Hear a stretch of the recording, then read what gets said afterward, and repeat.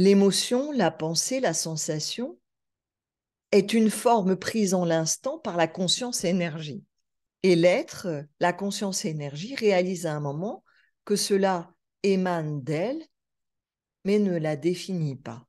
La conscience énergie existe indépendamment des émotions, des pensées, des sensations, alors que les émotions, les pensées, les sensations ne peuvent pas exister en dehors de la conscience énergie.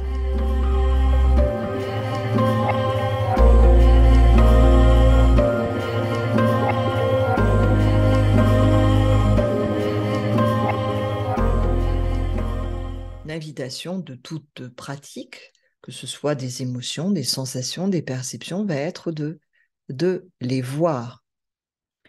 De les voir sans rajouter de jugement, sans essayer de les bloquer, sans se définir par rapport à cela. Et si vous voyez véritablement une émotion, donc moi je partage des pratiques issues de l'Inde à travers le Mukti Yoga et issues de l'Égypte à travers l'enseignement tantrique de vie. Lorsque nous pénétrons, rentrons dans l'émotion, qui, là, en l'occurrence, n'est pas une émotion agréable, jugée agréable, eh bien, nous la laissons vivre. Et à un moment donné, spontanément, si dès lors qu'il n'y a pas d'attachement à l'émotion, qu'il n'y a pas de peur de l'émotion, que tout est simplement vu, comme le film qui est projeté simplement sur l'écran, l'image ne va pas s'arrêter. Le film va continuer, l'émotion va apparaître, se manifester et disparaître.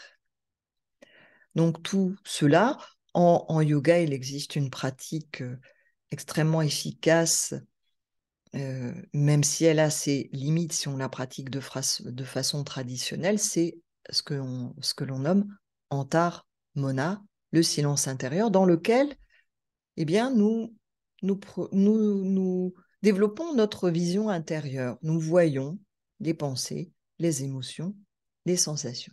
Dans le Mukti Yoga, nous approfondissons, on va dire, cette approche d'Antarmona jusqu'à réaliser la non-existence réelle du bloc de glace, donc de l'ego, de tout ce qui nous semble être au départ un frein à l'éveil.